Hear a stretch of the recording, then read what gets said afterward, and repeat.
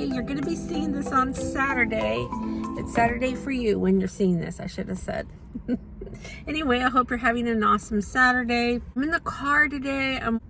So I thought, today I got up super early because I didn't sleep well last night.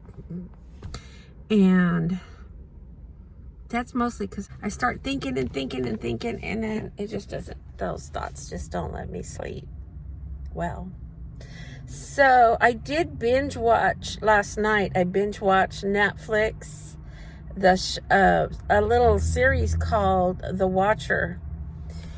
And I think after the second episode, I went to the kitchen to go get something to snack on. And of course I got the eerie feeling. I'm like, that's what happens when I watch these movies. When I don't watch them, I'm fine. I'm not scared at all in my house. But I got I wasn't scared. It was just like a eerie feeling. And I'm like, oh gosh. Anyway, I was fine. I finished that little mini series and now I'm watching, I just started the first half of the first episode of this other one called The Sinner or Sinners, something like that. My little brother came over yesterday and he's the one that tells me, watch this on Netflix or watch that or watch this on YouTube, that type of stuff. So I thought, okay, I'm going to watch it. We'll see if I like the types of things that he watches. Like I say, I usually don't watch spooky stuff. I used to back in the day when I was young. I'm trying to say, I'm still young. When I was young, I used to watch them all the time, all kinds of spooky stuff. Now it's just, I guess I can't handle it. I don't know, or I prefer not to handle it. When I stopped being able to handle it was I used to watch American Horror Story, and I enjoyed spooky stuff. I don't know why I did, but I used to watch them all the time. And then I don't remember what season it was, because I would look forward to every season for American Horror Story. And then I don't know what the season was, but if you watch it, it's the one about that, like a retro type hotel in Hollywood or Los Angeles area. I started watching the very first episode of that season. I mean, right at the beginning of it, I paused it and I thought, I can't watch that. The scene that it was showing. And then I thought, let me get past it. And it kept doing things like that. And it just, I don't know, you guys, it's almost like I could feel, I'm not crazy, okay? I'm not crazy. It's like my spirit rejected that. It was just too evil, what I was watching. Way too evil for me. So that's when I stopped watching American Horror Story. And I mean, I knew all those episodes were evil. I mean, obviously by the storyline, the plot lines and all that. But this one was just really, really strong. And I'm like, my spirit was like, no more. So no more for me. And then that I started tapering off from spooky movies. Why am I talking about this stuff? Oh, because of the freaky episode that I watched. It wasn't scary, like monster scary, but it was, well, it kind of was. It was kind of dark too. Modern day monsters. Let's just put it like that. Modern day monsters. They're the things that if you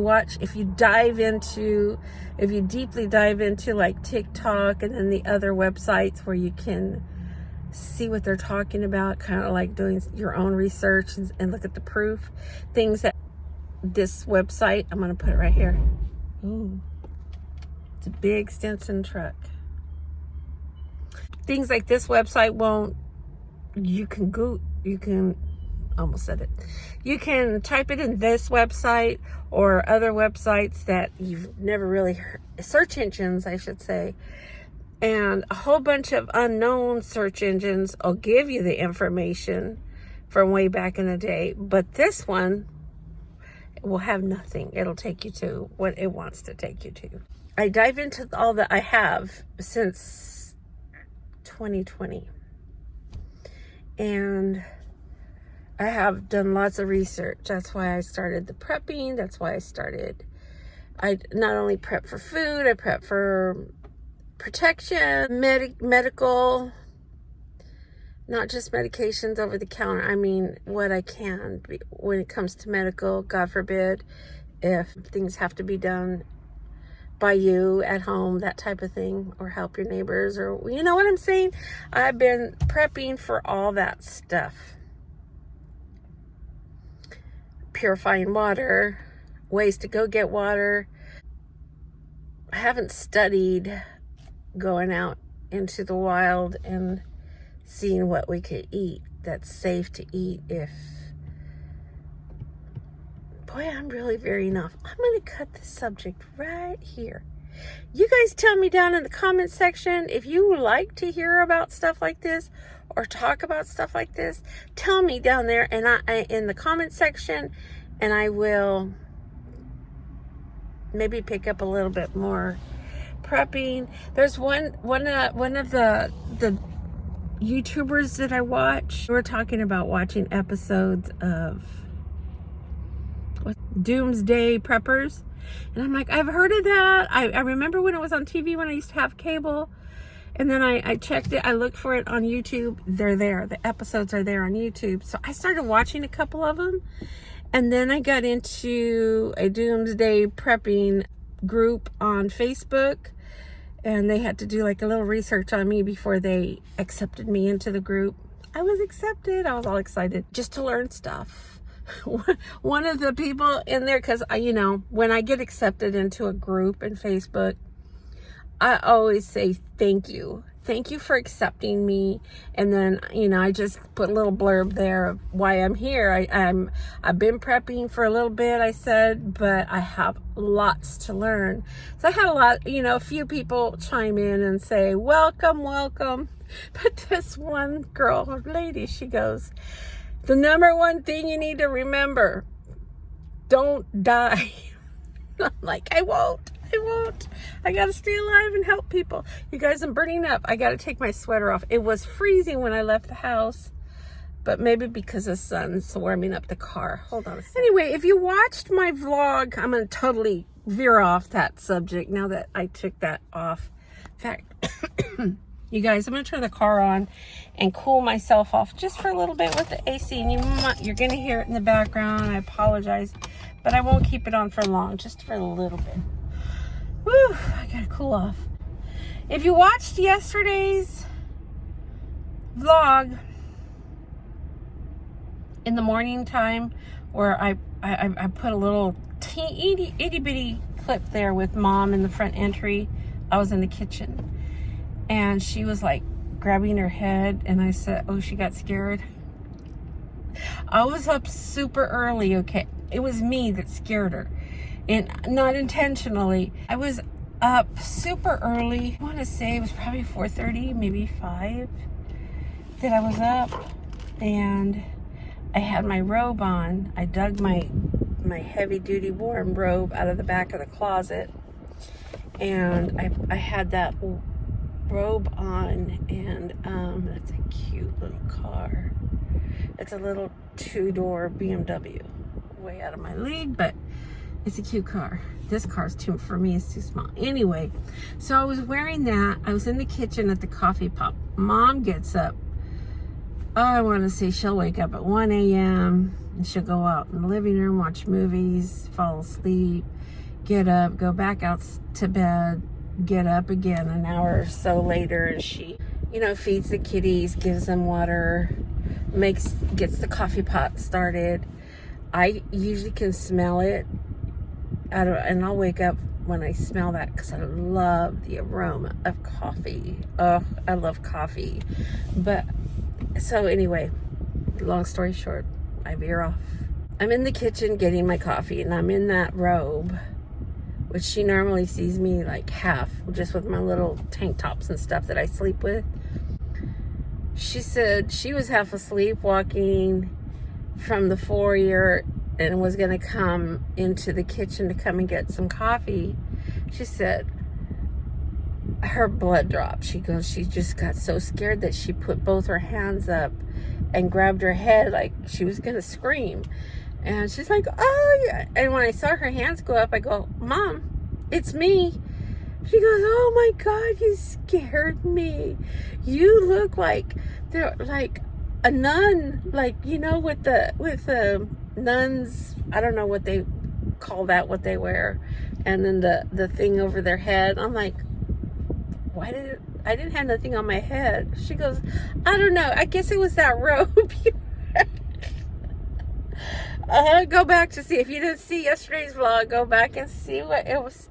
I mean, it was just me with sleepy face and a robe drinking coffee, but Mom didn't expect to see me in the kitchen, and it startled her, and I scared her. I felt so bad. But then it made her feisty for the rest of the day. Mom can be really feisty too. Anyway. So that's what happened. I scared her. And then yesterday I wanted to pop that popcorn, the Dollar Tree. It's a TikTok hack.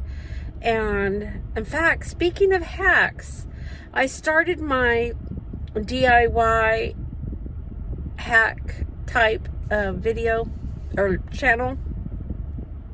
So I put my first video up on Monday. It was a laundry hack. A money-saving laundry hack. I mean, I'm sure there's a lot of videos out there similar to that on YouTube, but this is mine. I've been using it since before the pandemic. I started wanting to save money on laundry because that's one of my bigger, I mean, when I started having to pay over $20 for a little container of the liquid or even the powder, $18, $19. That's when I started looking into trying to figure out how to save money where laundry's concerned. And I dove into Pinterest and YouTube, and I combined a lot. I followed some actual recipes. I've tried that. I loved it. But then I started realizing, hey, I can make my own recipe. And because each thing that you put in the soap does its own property, but everything that I use is very concentrate, so you just use a little bit for a full load. I probably should have dove into talking about that part more in that video, but I didn't. I might do another video with just talking about that, because for people that still go buy their liquid detergent or even their powder detergent, there's a right way and a wrong way to use it, which can also help you save money. But anyway, so I put my first video up on my DIY channel Monday, and then that was like I think it was like maybe a 10-minute, I don't even remember how long that video was. And I remember trying to film it that day. Oh my gosh, if it wasn't the cats were taking their turns being loud, and then Butchie started barking, and then Mom walked in the kitchen through the back, and she was opening up those squeaky kitchen drawers. All my drawers are really squeaky, and she turns the water on and stuff. So you know, it's fine for me. In my head I can drown out my household noises, but when I sit down to edit a video, I'm like, oh my God, how annoying. How annoying. And so anyway, I tried to chop up some of that. I did chop up a lot of that video. It was really hard to put together a video that I wanted. I did it. So again, let's refer back to yesterday's vlog. I shared my dream that I pray for. I pray for living away from the city, out in the nature, where I get, be surrounded by orchards and mountains and just beauty out there, and farm animals. That's my dream. And with enough space and property for my family to come out and put their own dwelling if they wanted to, or come, kick it in my house if they wanted to. But that's my dream, and I shared it with you guys. Let me add to that dream. In that dream, I would like to have a separate dwelling on the property as a studio for me to film or go in, you know, like to have my office, or even if it was like on the top, make it a 2-story or a 3-story house. 3-story house. I'm dreaming big now. You know, just to have a place where I can set up a backdrop and film. Just like right now, you guys are seeing the back of the parking lot. But you're hearing this car thing. Let me turn it off. Turn the car off. Oh wait, let me open the window. Okay, I'm gonna tell you why I don't open the windows all the way. Come on, window, cooperate. Because I live in California. Where I live, let me turn the car off. We've been getting, and I know it's very sad. It is very sad. We've been getting a lot more of the homeless people. I have a lot in my neighborhood too. It's heartbreaking, you know. It's scary, but it's also heartbreaking. It's scary for me. The reason why I say scary is because, you know, I don't know if you've followed me for a while and you've heard me talk before about the type of work I do. I work in the behavioral health industry, and I've been beaten up by clients. I've been chased to my car by clients. I've had a lot of things happen to me, and I worked in that field probably for it's at least over 20 years. I also worked for the state at the state prisons under that umbrella, behavioral health umbrella, under the medical field too. And I was always much safer at the state prisons, believe me. And I worked where there was level 4 prisons where, you know, we had the criminally insane, but yet I was protected and safer there than working here for the, you know, just working out here in general. That is why I sometimes am afraid of the homeless people, because I realize there's a high percentage of the homeless people that are mentally unstable due to damage from long-term drug usage and chemically imbalanced from the drugs, that type of stuff.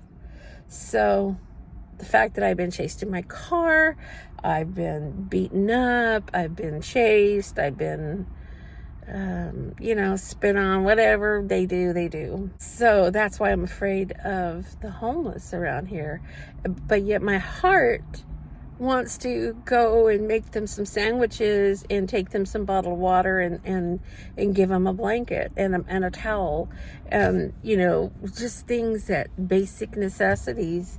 I even talked about it with Mom one day when we were pulling into our neighborhood, and there was a group of 8 homeless people that sleep in one of the exit entrances to my neighborhood. I mean, they're all over my neighborhood, but we were in this one part, and there was about maybe 10. I was gonna say 8's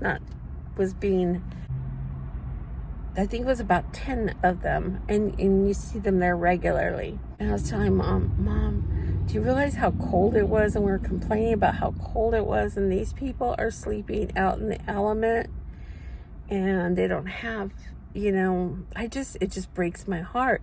And I said, I want to go home and make them some sandwiches and, you know, what I just told you. And she's like, oh, no, don't ever get close to them. You don't know, they might do to you what happens to you at work. And I'm like, no, I know. If I ever do something like that, I would go with maybe a church group, or, you know, I would not go by myself. And that's what she kind of like freaked out, like, don't ever do that by yourself. But this town here, speaking of the field that I work in, I was also working as I never left this other job either. I didn't quit. They didn't fire me. I just reduced myself to an on-call status, and it's for the recreation, where I would make appointments and rent out, you know, park picnic sections, and making sure that, you know, when people want to go have their birthday parties or whatever function at the park, that their section is reserved for them. And then there was like swimming lessons and basketball and senior activities, all kinds of things. We also did like junior theater. That part was fun. I would always go and sell tickets, and that was fun. Where am I going with this? Oh, so my coworkers there would tell me, oh my God, the Orange Belt bus would come on Saturdays to one of the parks, and it would be filled up with homeless people. And one of the coworkers, I mean, several had told, we don't talk about it, had told us about it, but this one was like, yeah, I was out there, I was taking all the trash out to the dumpster, and these guys and gals were just coming off the bus, and one of them came over towards me and said, hey man, you got a cigarette? And he goes, oh yeah, I got one left. He always said that he would always just keep a couple in a box, and he was a smoker, just so that he wouldn't get rid of all his cigarettes. He said those things were expensive. But he's like, oh yeah, here you go. And he's lighting up his cigarette, and he's telling him, asking him, where are you guys coming from? He's like, LA. The LA, they give each one of us a pack of cigarettes, a one-way ticket here on the Orange Belt bus, and $30 cash to come to here. And they would tell them, yeah, it's legal to sleep in the parks over there, and it's not legal. It's not true. But anyway, they were doing this every Saturday, 2 to 3 bus loads of people. And then they were also doing that from Vegas. I believe Vegas was also busing them over here. So I don't know where they're coming from. You know, this state has become like a sanctuary state, and then we have the open borders, and so I see more and more. That's one of the reasons why I dream so hard about taking all my family and moving away from the city, preferably out of California, for many reasons. I was born and raised right here in California, and it hurts my heart to say that. I never thought I ever wanted to leave this state. I remember me and my bestie years and years ago talking about that. She would always say, I'm going to move to Oregon or I think Colorado. She always dreamt about Colorado, and I would always say, oh no, I don't think I'd ever leave California. In fact, I think I live too far away from the ocean. I'm only about, 2 hours, give or take, drive away from the ocean. I still love the ocean, but not that much anymore. I mean, my priorities have changed, and I do dream and pray about getting out of California, and then living on some, property out in nature, away from the major cities. Boy, I just, chatted away. I think that's what this video today is going to be, you guys. I'm just going to give you guys a Saturday chatty video.